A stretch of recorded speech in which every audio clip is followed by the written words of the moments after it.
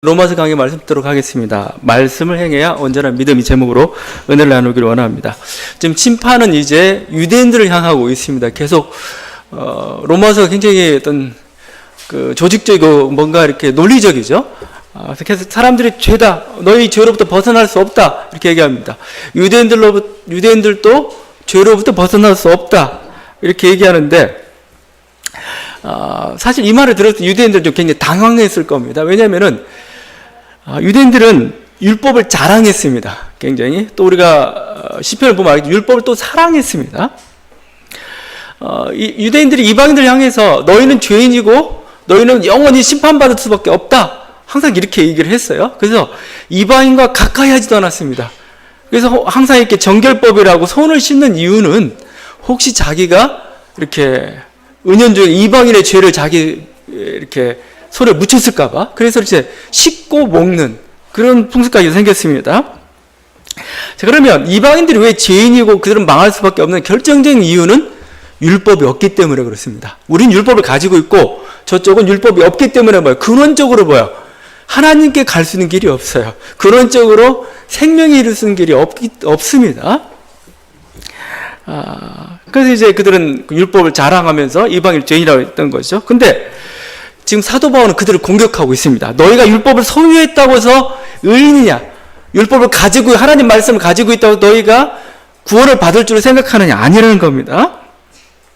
율법은 소유한 사람이 구원을 받는 게 아니고 율법은 행하는 사람이 구원을 받아요. 왜 율법을 주셨겠어요? 지키라고 주는 율법 아니겠습니까? 13절 말씀이죠. 하나님 앞에서는 율법을 듣는 자가 의인이 아니요 오직 율법을 행하는 자라야 의롭다 하심을 얻으리니. 그죠? 율법은 행하라 준 거고 행하지 않으면은 아무 소용이 없습니다. 그래서 모세오경 신명기 말씀 특별히 한번 읽어보면은 이 명령을 지켜 행하라 계속 반복하고 있어요.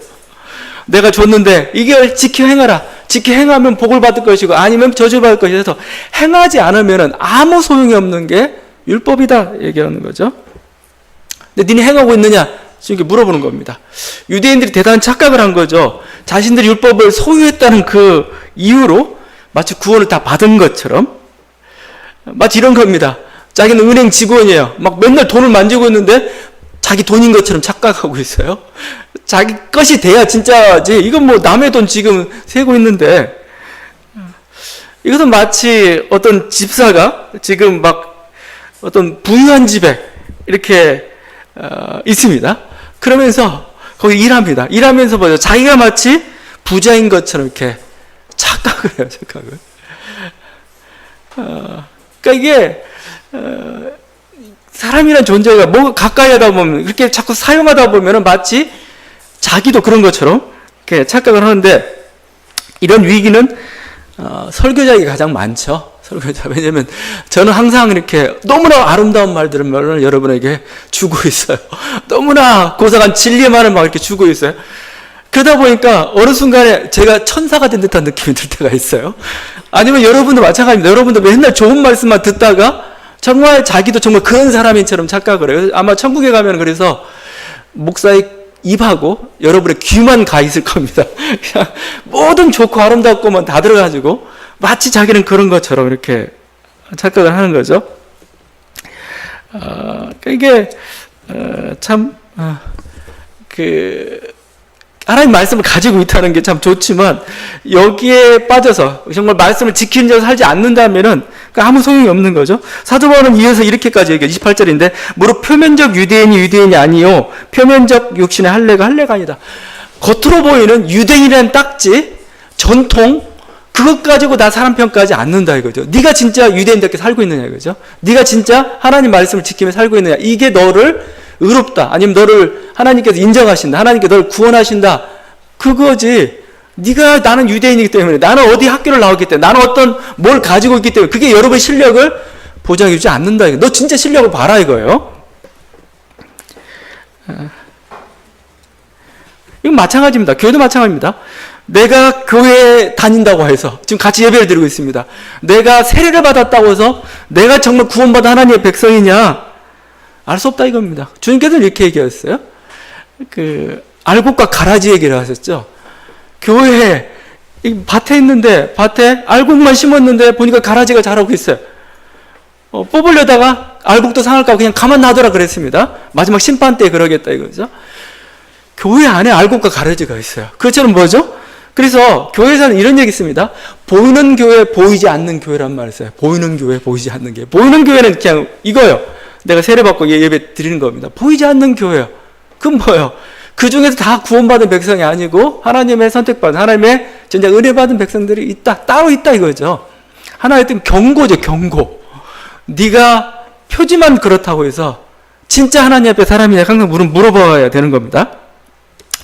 율법을 가지고 있다는 게 오히려 어떨 때는 더 부담으로 작용할 때도 있어요. 모르면 차라리 편하죠. 그냥 몰라. 난 모른다 이거죠. 뭐 하나님 물어보면 몰랐습니다 하고 들은 적 없는데 이렇게 변명할 수도 있습니다.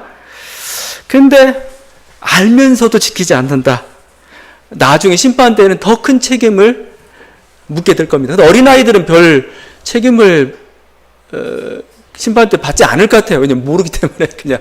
어른들은 다 알면서 또 믿는 사람들은 너 다 알고 있으면서 엉뚱한 선택을 하고 엉뚱한 길을 갔거든. 그러니까 오히려 죄가 더 있는. 그러니까 우리가 양심이라는 것 외에 율법인 하나님 말씀이라는 게 우리를 더 심판할 겁니다. 우리를 더 괴롭게 만들 거예요. 근데 이것은 마지막 심판 때만 있는 게 아니라 이미 우리 안에도 일어나고 있어요. 여러분이 지금 예수를 믿고 있으면서 죄에 대해서 더 이제 죄로부터 벗어난 사람들이 됐는가? 그렇지 않아요. 더 예민한 사람들이 되었습니다. 그냥 예수 믿기 전에 그냥 나는 나 이 정도면 괜찮은 사람이야 그랬어요. 그냥 이 정도면 됐지 뭘. 내가 드리는 헌금 아니면 내가 바치는 시간 아니면 내가 모든 행동들 이 정도면 얼마나 대단한데. 근데 예수를 믿고 나서 교회를 다니고 나서부터 오히려 더 부족함을 느껴요.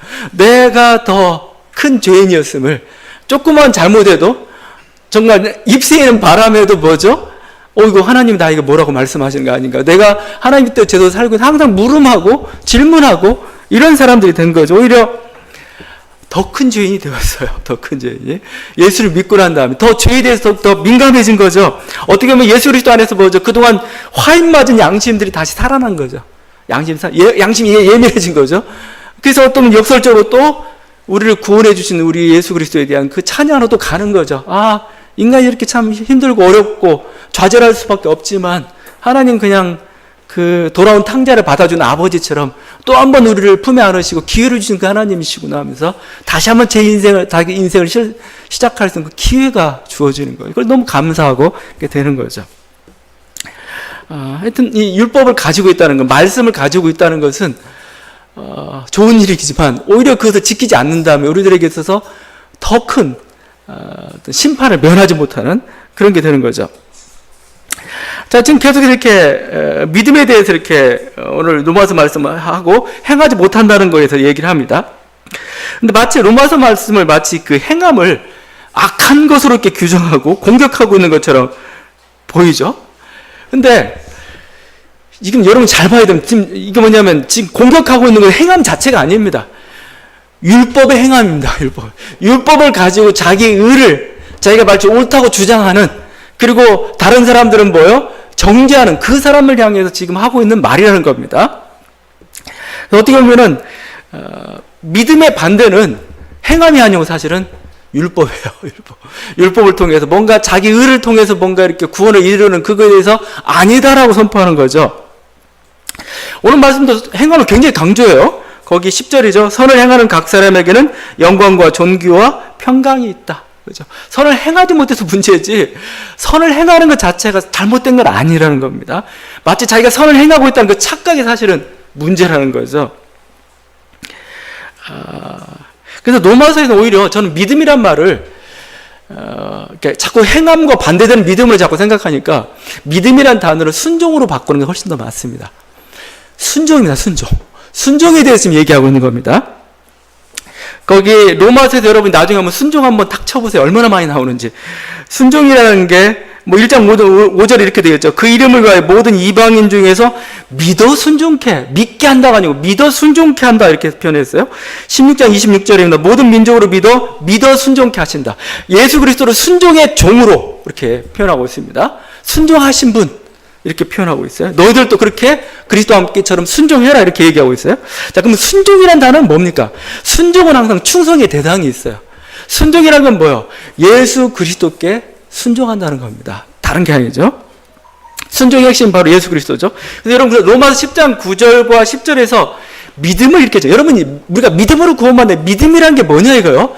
이걸 좀 분명히 우리가 붙잡아야 됩니다. 믿음이란 게 그냥 저는 마음속으로 믿습니다. 이런 어떤 그러니까 말이나 어떤 이런 거 아니면 뭔가 행동에 반대되는 그게 아닙니다. 믿음의 내용을 로마 10장 이렇게 정합니다. 네가 만일 내 입으로 예수를 주로 시인하며 또 하나님께서 그를 죽은 자 가운데 살리신 것을 내 마음에 믿으면 구원을 받으리라. 사람이 마음으로 믿어 의에 이르고 입으로 시인하여 구원에 이르네. 복잡하게 얘기하고 있는데 믿는다는 걸 뭘 믿는다는 겁니까? 예수 그리스도를 주로 믿는다는 겁니다. 예수 그리스도가 나의 주님이십니다. 그동안 당신의 주님은 누구였습니까? 이 세상 임금이었고 어떤 자기의 욕심이었고 자기의 어떤 물질이었고 뭔가 세상 황제였고 그랬다면 이제는 아니라는 겁니다. 세상 신도 아니고 나는 예수 그리스도가 나의 주님이십니다. 이게 믿음의 핵심입니다. 그 주님은 뭐요? 부활하신 분입니다. 살아계신 분입니다. 이 고백이 지금 담겨져 있는 거죠. 그래서 제가 믿음을 자꾸 순종이라고 얘기하는 겁니다. 그래서 이건 달리 충성으로도 바꿀 수가 있습니다. 여러분 믿음이란 단어 피데스, 피스티스 다른 식으로 번역하면 충성입니다. 충성. 믿음이란 건 뭐예요? 충성입니다. 대상이 있죠. 그리스도에 대한 충성 이거죠. 우리는 그걸 통해서 구원을 받았다 이겁니다. 예수만이 우리의 왕이시라는 고백이죠.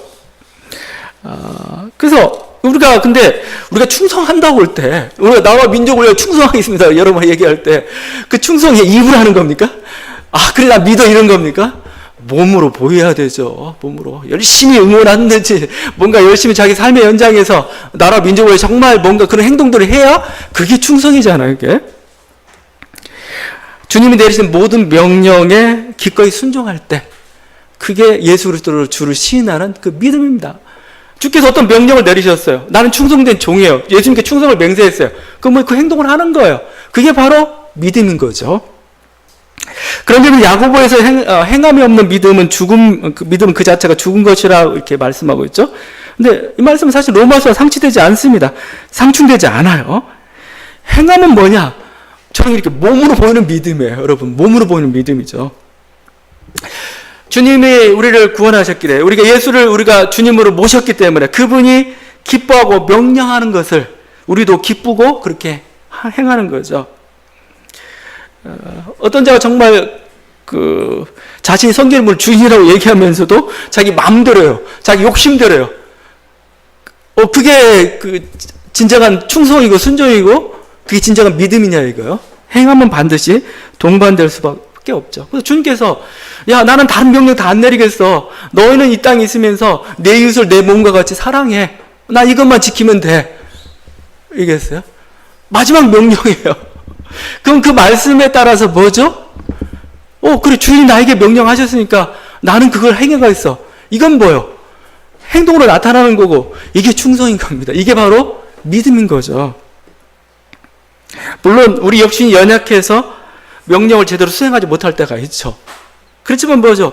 무시할 수는 없죠, 이거에 대해서 계속 고민하는 거죠. 이렇게 해야 되는데, 못했구나. 그죠? 이게 바로 충성된 자예요. 근데 아예 그냥 외면해버려요? 무시해버려요? 그건 아니죠. 사도 바울은 로마서 12장 1, 2절에 이렇게 명령했습니다. 로마서 12장은 이제 1장부터 11장까지 모든 믿음에 대한 설명을 하면서 이제 윤리로 넘어가는 부분입니다. 근데 12장 1절과 2절은 어떻게 보면은 그 윤리의 대강령이라고 할 수가 있어요. 이겁니다. 그러면 형제들아 내가 하나님의 모든 자비하심을 너희를 권하노니 너희 몸을 하나님 기뻐하신 거룩한 산 제물로 드리라. 이는 너희가 드릴 영적 예배니라. 너희는 이 세대를 본받지 말고 오직 마음을 새롭게 함으로 변화를 받아 하나님의 선하시고 기뻐하시고 온전하신 뜻이 무엇인지 분별하도록 하라. 이게 저는 뭐라고 보이냐면 주인의 뜻에 예민한 종입니다. 우리 주인이 뭘 기뻐하실까죠? 지금 우리 주인이, 내 주님이 뭐예요? 나에게 무엇을 하길 원하시는가? 나를 통해서 어떻게 하길 원하시는가? 이거 주님의 기뻐하시는 뜻을 찾아가는 사람, 이게 종입니다. 종. 이게 진짜 충성된 종이고 이게 진짜 믿음의 사람이다라고 얘기하고 있는 거예요. 그래서 항상 우리는 뭐예요? 크리스찬들은 물어야 돼요. 하나님 기뻐하시는 뜻이 무엇입니까? 이 순간에 이 상황 속에서 저는 그것을 최선을 다해서 하겠습니다. 이게 믿음입니다. 저는 항상 얘기하지만 우리의 믿음은 어떻게 보여요? 세상 가운데서 내가 예수 그리스도를 예수 그리스도 나의 주님입니다. 이걸 어떻게 그냥 맨날 가서 뭐 선포만 합니까? 행동으로 보이는 거죠. 지금 우리 사회는 좀 난민 문제, 뭐 여러 가지 이슈들이 있지만 요즘 난민 이슈가 굉장히 크게 갈등을 빚고 있습니다. 제주도에 예멘의 난민 500여 명이 이렇게 들어왔는데 이 처리 문제를 놓고 지금 갈등을 하고 있는데 이 좀 난민을 인정하지 않고 쫓아야 된다 이런 의견이 더 많아요. 지금 여론조사를 해봐도 우리가 조금 이 문제에서 조금 이런 거죠. 야, 우리 잘 살고 있는데 뭐 잘 사는 것도 아니고 우리끼리 사는 것도 힘들어 죽겠는데 왜 니네 와가지고 더 힘들게 만들어? 아주 그냥 근본 동기는 바로 그런 거죠. 뭐 불법 취업자 아니면 뭐 저들 잘못하면 테러리스트 된다 뭐 이런 어떤 것까지 위협들을 운운하기도 하죠. 뭐 그들은 어떤 사람들입니까? 그들은 그냥 예멘에 내전이 일어났어요. 근데 젊은 청년들이 뭐예요? 잘못하면 뭐 군대로 끌려가고 해서 원치 않는 그 사람을 죽이고 뭐 이런 폭력이 동원이 되고 아주 비참한 곳에 끌려가기도 그러니까 뭐 그걸 피해서 떠난 사람들입니다. 청년들이죠. 나그네들이죠. 근데 성경은 나그네에 대해서 굉장히 관대하라, 대접하라. 심지어는 신약에서 내 이웃을 내 몸같이 사랑하라까지 얘기하고 있습니다. 아마 결정적인 게 레위기 말씀 같아요. 레위기 19장 33절 34절 말씀이죠. 타국인이 너희 땅에 우거하여 함께 있거든 너희는 그를 학대하지 말고 너희와 함께 있는 타국인을 너희 중에서 나은 자같이 여기며 자기같이 사랑하라. 너희도 애굽 땅에서 객이 되었더니라. 나는 너희 하나님 여호와니라. 너네 타국인들 너희 안에 거한 타국인을 사랑해. 마치 너희 혈통처럼 사랑해. 그 중요한 이유 중에 하나가 니네도 그렇게 거류민이었어. 나그네였어. 객이었어. 니네 과거를 생각해. 근데 이건 우리 민족에게 타당한 것 같습니다. 여러분 우리 과거를 생각해야 됩니다. 우리 과거가 난민의 역사라고 볼 수가 있습니다. 여러분 그 유엔 난민기구라고 있습니다. 가장 합법적인 지금 전 세계적인 기구인데 유엔 난민기구가 언제 탄생된 줄 알았어요? 6.25 한국전쟁 때 탄생한 거예요. 이 전쟁으로 말미암아 생긴 난민들 처리하려고 그들 재건하고 뭐가 도움을 주기 위해서 만들어진 게 유엔 난민기구예요.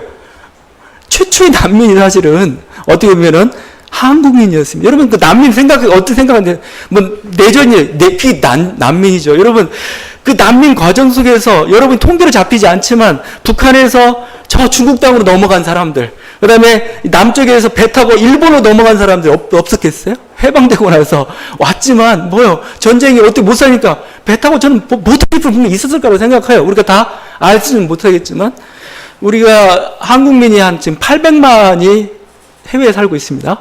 800만 명이 디아스포라 상태죠. 이게 우리 해외. 근데 그 800만 명이 전부 여러분 이민 갔을 거라고 생각하지 마십시오. 합법적으로. 대부분 난민 형태로 흘러서 갔어요. 우리 옛날에 뭐 그것도 하나의 난민이라고 할 수가 어떤 난민인지 모르겠지만 미국 땅에 불법 비자 가지고 항상 갔던 난민들 참 많아요. 신학생들 대표적이었죠. 공부하러 간다고 해가지고 어떻게 가 눌러 앉아가지고 그다음에 영주권 얻고 시민권 얻고 이렇게 해가지고 했던 사람들. 뭐 나름대로 이유는 있죠. 한국 땅에 살기 힘드니까. 뭐 그게 경제적인 이유가 됐든 뭐가 됐든 뭐죠. 여러분 이게 우리는 난민의 역사를 가지고 있고 그래요. 자, 근데 제가 오늘 이 말씀 자꾸 드리는 이유는 하여튼 이런 문제랄지 근데 이게 지금 제가 여론조사를 해보니까 재밌는 게 하여튼 그 난민에 대해서 반대하는 게 한 56%입니다. 근데 또 어떻게 그 사람이 신앙인별로 또 조사를 또 했나 봐요. 그 리서치 할 때. 그 기독교인들이 몇 퍼센트가 반대한 줄 아세요? 52%입니다. 제가 그거 보면 딱 느꼈던 게 다를 게 없구나 그죠. 세상 사람들 생각하는 똑같은 방식대로 생각을 하고 있어요. 56%, 52%뭐 따질 거 별로 없어요. 카톨릭은 조금 낮지만 카톨릭도 한 40% 넘어가요 다. 그러니까 세상 사람들 생각하는 똑같은 방식대로 생각하고 있다 이거죠. 사실은 내가 어느 정도 내 영역을 가지고 살고 있는데 누가 타인이 들어오면 기분 나쁘고 부담스럽죠. 근데 독일 사회 같은 정말 대단한 사회예요. 독일의 난민이 얼마인가 했더니 120만 명이에요. 120만 명. 여러분 500명 가지고 막 난리를 펴고 있는데 거기 120만 명을 지금 받아들였습니다. 그러니까 그래서 그 위험하지 않느냐라고 했을 때 그런 얘기 했다고 그래요. 우리 독일이 8천만이다. 120만 명 따지면은 80명 중에 1명이다. 그 정도는 관리할 수 있다. 이랬다는 거예요. 그 독일이 대단했던 게 저기 독일 500주년 그 행사가 작년에 있었습니다. 종교개혁 500주년. 500주년은 대단한 거죠. 이건 뭐 대단한 행사였는데 그 독일 500주년 행사에 그래서 저는 그 이제 키르켄탁이라고 교회의 날 행사를 합니다. 그 교회의 날 행사가 주제가 뭔가 종교개혁과 관련된 그 주제가 선정될 줄 알았어요. 근데 그게 아니었습니다. 주제가 하갈의 하나님이었습니다. 하갈의 하나님. 아브라함의 하나님도 아니에요. 사라의 하나님도 아닙니다. 하갈의 하나님입니다. 하갈의 하나님. 나그네, 거류민, 이방인의 하나님. 그죠? 그게 난민 문제도 사실은 그 주제를 잡았던 거죠. 그러니까 우리는 정말 어떻게 보면 나름대로 그 신앙을 가지고 있는. 그래서 제가 이 얘기를 자꾸 하는 이유가 이거죠. 우리에게 이외에 다른 많은 세상적인 문제가 있습니다. 근데 그 문제를 판단하는 기준이 뭐냐 이거예요. 너의 이익이냐 이거예요. 너의 이익이고 너의 정말 어떻게 뭐 알량한 생각이냐 이거예요. 그러지 말라 이거예요. 그러지 말라. 우리들에게는 뭐죠? 주님의 뜻입니다. 예수라면 어떻게 할 건가? 예수님이라면 어떻게 하냐 이거죠. 이 문제에 예수님은 어떻게 처리할 거냐? 이게 하나님의 선하시고 기뻐하시고 온전하신 뜻이라는 거죠. 참된 종은 뭐예요? 그 주인의 뜻을 행하는 사람입니다. 그걸 행하려고 노력하는 사람. 그게 완전한 그런 걸 묻는 게 아닙니다. 정말 참된 종이라면 뭐예요? 주님이 기뻐하는 게 뭐냐 이거죠. 주님이 이 순간 뭘 선택하길 원하느냐 고민하면서 그렇게 선택하며 나가는 사람. 이게 바로 종이라는 겁니다. 그게 바로 저는 뭐예요? 믿음입니다. 그게 바로 순종입니다. 그 사람을 믿는다라고 얘기할 수가 있는 것이죠. 물론 그러면 우리 항상 이렇게 질문하죠. 그러면 평소 우리가 했던 그 칭의로는 어떻게 되느냐? 행위가 아니고 오직 예수를 믿음으로 구원받는다는, 제가 누누이 얘기했지만 제가 순종을 강조했지만 그게 순종을 통해서 구원받는다는 얘기는 아니잖아요. 순종을 통해서 구원받는 얘기는 아니죠. 우리의 구원은 예수 그리스도를 믿음으로 말미암아 구원받고 하나님의 자녀가 되었죠. 하나님의 놀라운 은혜를 받았습니다. 이제 그렇게 받은 자로서 뭐예요? 하나님 자녀답게 살라는 거예요. 종답게 살라는 거고, 그죠? 그런 면에서 제가 지금 행함을 지금 지적하고 있는 겁니다. 이게 바로 우리들의 당하고는 어떻게 보면은, 공경이라고 할 수가 있죠. 그래서 어떻게 보면 우리가 여러 가지 이런 행동 속에서 부족하고 연약하기 때문에 오히려 예수 그리스도의 은혜를 찾고 또 거기에서 감사하고 그런 과정 괜찮아요, 사실은. 근데 전혀 그런 과정도 없이 그냥 떡하니 은혜, 그냥 모든 걸 다 무마시키는 그건 아니죠. 그래서 괴테 파우스트에 그런 게 있죠. 괴테 파우스트에 이겠습니다. 이 파우스트가 막 이것저것 해보다가 몰라요. 안 되겠다 하고 난 다음에 이런 거죠. 세상에 알 수 있는 건 아무것도 없다라고 이렇게 결론을 내렸습니다. 어떤 대학생이 이렇게 책 한 권 딱 읽었어요.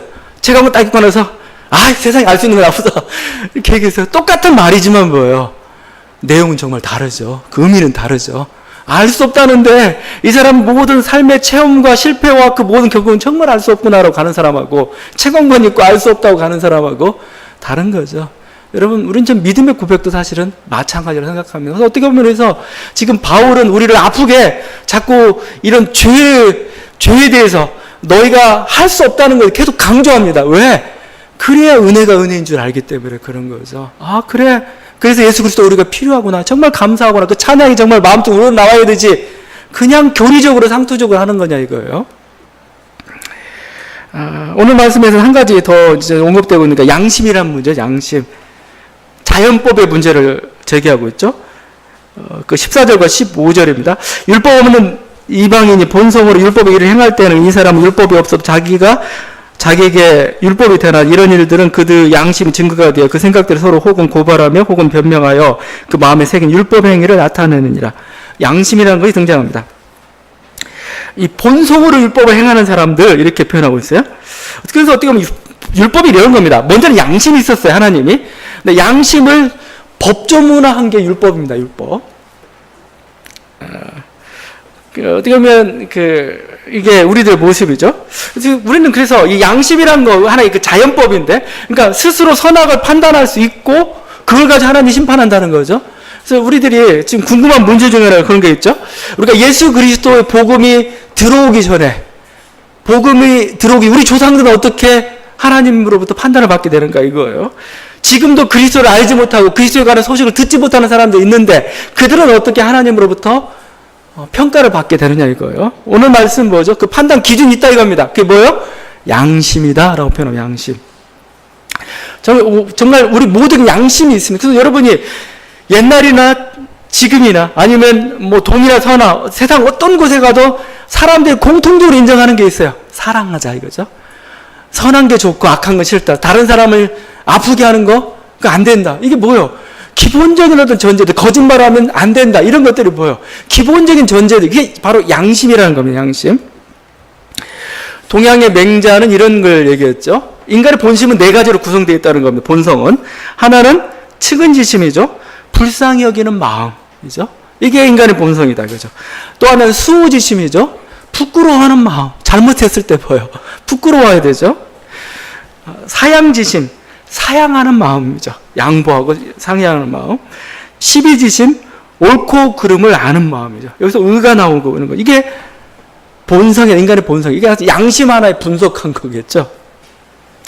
양심은 세계 공통적인, 우리는 양심이 있습니다. 데오도르 파커라는 목사님이 있습니다. 이분이 책을 썼는데, 이분이 자기의 이제 옛날 어린 시절 얘기를 간증처럼 이렇게 했어요. 거기서 그 얘기합니다. 그가 4살 때 어느 농장에 이렇게 놀러 갔다가 이렇게 거북이를 봤습니다. 어린 시절은 그렇잖아요. 막 돌멩이를 들어가지고 거북이를 내리치려고 그랬습니다. 근데 갑자기 이상한 소리가 들렸어요. 그러면 안 돼! 하고 이렇게 소리가 들렸습니다. 이 아이가 깜짝 놀라가지고, 이 파커 목사가 깜짝 놀라가지고 자기 4살 때 얘기입니다.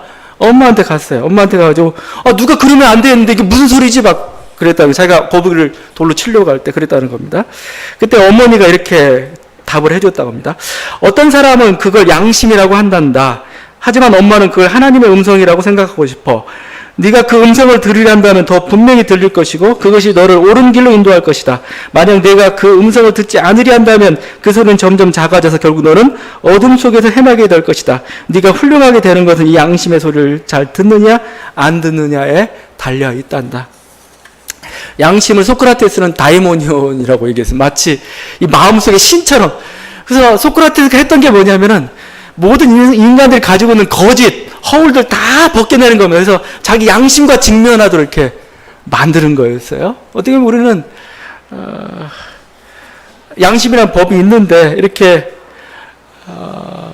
죄악된 세상 속에서 우리 욕심을 따라 살다가 어떤 그게 우리가 보통 그 성경에는 화인 맞았다 표현하고 있는데 굉장히 양심이 무거워졌습니다. 무거워졌습니다.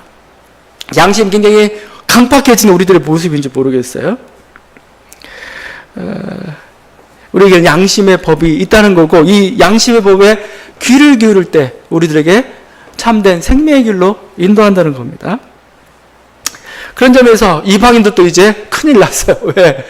유대인은 율법이 그들의 죄를 고백하고 이방인들은 뭐죠? 양심이 또 고백을 합니다. 나는 몰랐습니다 얘기할 수가 없어요. 네가 정말 몰랐다고 물어볼 겁니다. 나는 몰랐으니까 대답할 수가 없어요. 사실 그래서 오늘 말씀은 그런 이방인이 있다 이런 데 초점이 있는 게 아닙니다. 양심대로 사는 이방인이 있다 초점이 있는 게 아니고 오히려 율법을 가지고 잘난 체하는 그들을 유대인들을 고발하기 위해서 하나의 대조법을 이렇게 사용하고 있는 것이죠. 만약에 그런 이방인이 오히려 구원을 받는다 이거죠. 양심대로 행한 그들에게 구원이 있다는 거죠. 그런데 어렵죠. 마지막 심판날은 16절에 이렇게 말씀하고 있습니다. 사람들의 은밀한 것을 심판하는 그날이라. 마지막 심판날 하나님의 사람들의 은밀한 것을 심판한다는 거예요. 우리 속에 감추었던 거 다 드러납니다. 그냥 우리 속에 있던 거. 그러니까 우리 속에 보통 우리가 성인이고 괜찮다는 사람이 있잖아요. 그래서 특별히 목회자들은 굉장히 조심해야 됩니다. 저는 굉장히 거룩한 말을 하기 때문에 저를 거룩하다고 생각하는데 가정에서는 좀 달라요. 다른데 그게 그냥 일반 대중으로 보죠. 대중 인기 있는 사람들, 뭔가 겉으로 드러나는 사람들, 도덕 군자들, 막 이렇게 깨끗하다고 얘기하는데 그 사람도 뭐요? 정말 떨리고 있을 겁니다. 왜냐하면 나는 그런 사람 아니야. 이거 나는 그런 사람입니다. 나는 은밀한 가운데서 보이지 않는 가운데 얼마나 많은 죄악들을 행하고 있는데 근데 지금 하나님은 뭐요? 사람들은 그 사람이 가지고 그 은밀한 것을 심판할 날이 있다라고 말씀하고 있는 거죠. 그때 뭐요? 다 드러난다 이거 다 드러나. 그래서 양심으로 또 구원받은 그 육체도 없어요. 사실은 또. 그래서 우리는 그런 얘기합니다. 그냥 다 죄인인데 당신은 드러난 죄인이고 드러난 죄인은 감옥에 있습니다. 나머지는 드러나지 않은 죄인일 뿐입니다. 이렇게 얘기를 하는 거죠. 아차하는 순간에 내가 실수하지 않았기 때문에 아차하는 순간에 뭔가 은혜로 말이죠. 아니면 진짜 악을 범했는데 불구하고 감춰졌기 때문에 나는 의인처럼 살고 있지만 실상은 그렇지 않다는 겁니다. 그런 점은 역설적으로 또 뭐죠? 우리들은 다시 한번 그리스도의 은혜를 붙잡게 되는 거죠. 왜냐하면 우리 양심대로 아니면 우리 율법대로 떳떳이 내가 성프란치스코 일방적 내가 내 양심대로 뭐 예수로서 구원 빼버리고 나는 그동안 거룩하게 살았으니까 당신 나를 받아주시오 이렇게 할 수가 없다는 거죠. 그러면서 그 성프란치스코가 그 유명한 일화가 있죠. 이렇게 수도사의 길을 가는데 여러 가지 그 마음속에 이런 정욕들을 자기가 참을 수가 없고 막 이렇습니다. 그래서 어느 날 그냥 이렇게 장미밭이 있는데 거기서 막 온몸을 벗은 채 굴렀다고 하잖아요. 굴렀다. 자기 정욕을 제어하기 위해서. 온몸에 가시가 박혔습니다. 그래서 지금 그 아시시네 그쪽에 성프란치스코 수도원에는 거기 나는 장미들은 가시가 없는 장미가 지금 나온다고 그래. 프란치스코가 다 가시를 다 뽑아먹어서 그만큼 스스로도 괴로워했던 그 사람들입니다. 근데 그런 사람들이 어떻게 하나님 앞에 설 수가 있나 이거죠. 우리가 그리스도가 없이는 우리는 그게 설 수가 없는. 그래서 그리스도의 어떤 은혜를 찬미하고 감사하고 그래서 찬양이 우러나오는 거죠. 이게 어떤 죄를 미화하고 죄에 대해서 둔감하게 했다는 그런 게 아닙니다. 그런 게 아니에요. 인간으로서 뭐죠? 우리들이 할 수 없는 그 한계들 항상 뭉착하게 되고 나는 옳은 일을 한다고 선택했는데 불구하고 그게 안 좋은 결과들을 항상 비춰 나올 때 그런 경우가 얼마나 많습니까? 우리는 통제할 수가 없어요. 결국 뭐죠? 그래서 뭐죠? 그래서 우리는 그냥 하나님의 은혜입니다. 이렇게 고백할 수 없고 또 하나님은 뭐죠? 우리 실수와 연약함 그냥 받아주시겠다. 그게 바로 예수 그리스도를 믿는 그 믿음이라고 말씀하고 있습니다. 이런 다시 한번 이 하나님의 은혜를 생각하면서 감사하고 찬양할 수 있기 바랍니다. 그렇지만 하나님께서 왜 우리에게 이러한 은혜를 주셨는가 다시 한번 생각하면서 정말 순종의 길 참된 행함의 길, 믿음의 길을 갈 수 있는 저와 여러분들 간절히 바랍니다. 기도하시겠습니다.